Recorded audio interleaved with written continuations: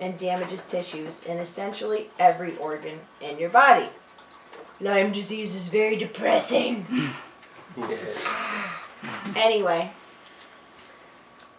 so biofilm, this is the last painful thing that I'll share. This is a very important thing, and this is very important because this is where antibiotics just don't work. So biofilm consists of bacteria and microorganisms that it hides from your immune system. It forms a slimy substance that allows the Lyme spirochetes to hide and resist harsh environmental conditions such as antibiotic treatments. Biofilms allow the Lyme bacteria to remain dormant for periods of time until the environment is favorable, after which it can come out of hiding and relaunch attack on your body. So everybody has biofilm in your body. You get more of it as you get older, as you age. So with biofilm, this is really cool. There's actually lots of, like biofilm is so common, just, you know, think of it. Give an example. Like Listerine and mouthwash, it helps with plaque. So plaque is biofilm. Listerine, the reason it helps with that is because it has menthol in it, which is peppermint.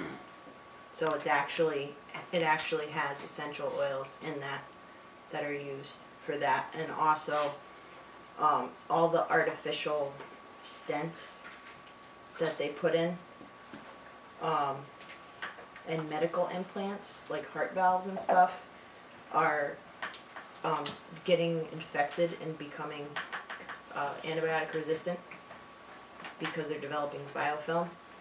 Oh. And so what they're doing now is they're coating them with cinnamon bark and other and oregano oil. It shows the Latin name for the oil. I can't read that, but it's cinnamon bark and oregano oil that they're coating, polymer coating on the medical devices, which is kind of cool. Does that include titanium or just medical devices? I like mean, stents? it's a coating on top of it, whatever it's made out of. I don't know what stents are made out of.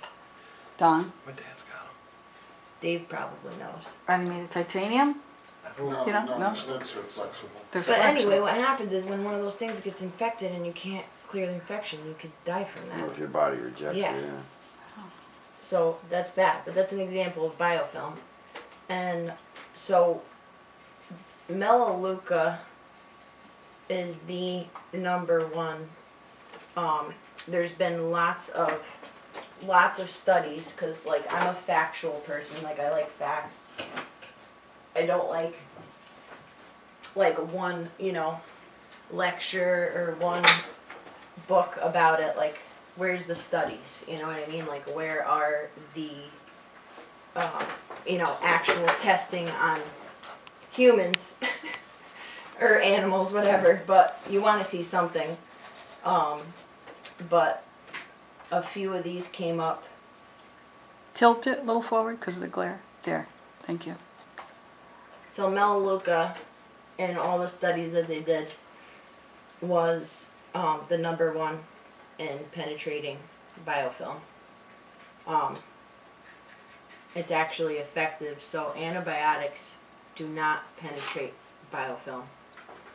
Oils penetrate it, which is the basis of why, you know, stuff that comes from the earth is better at fighting and helping your body fight off this bacteria, other than stuff that, you know, is Synthetic. still comes from the earth, but it is more synthetic. It's not pure.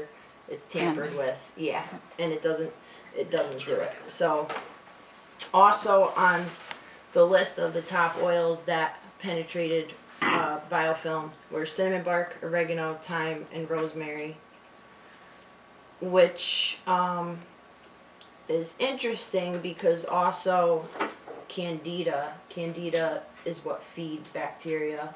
Candida is sugar, which turns into yeast, which is what it eats. the best things for controlling candida are melaleuca, thyme, peppermint, geranium, lemon, and clove, which we have thyme over here, melaleuca over here. So that's serving a dual purpose. And then antibacterial. Actually, Yeah. every single one of those is antibacterial, Yeah. antiviral, and antifungal, which is Right. candida. Right, so these things are going into your body and doing what your body needs them to do, which is what's really cool. Antibiotics don't do that. They just kill things, which we don't want to kill anything. So arborvitae, clove, oregano, on guard, which is actually a blend of cinnamon, clove, wild orange, Rosemary. eucalyptus, rosemary. That's it. That's it. That's everything that's in it. 5. So this one's kind of like a little cheat that I just put in everything. And melaleuca, which also has all those properties and much more. So what I did after I became super desperate was started with the lemon, which made me feel better.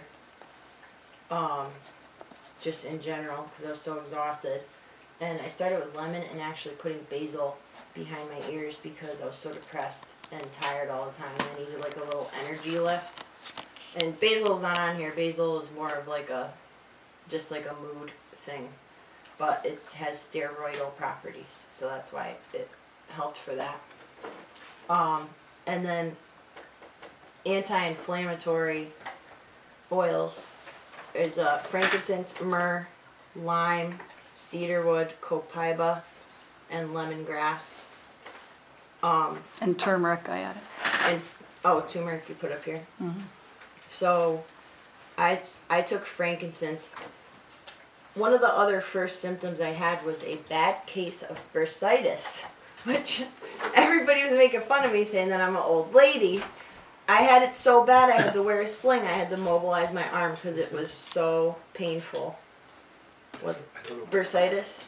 It's inflammation in your joints. Oh. Literally, it was pushing my shoulder out of its socket because it was so inflamed. It was sticking out like an inch. It was disgusting. Oh my god. Yeah. So that was like one of the first signs that like the doctors kind of missed, because it's like, oh, you have bursitis. How old was I? 28. Anyway. Stop a minute.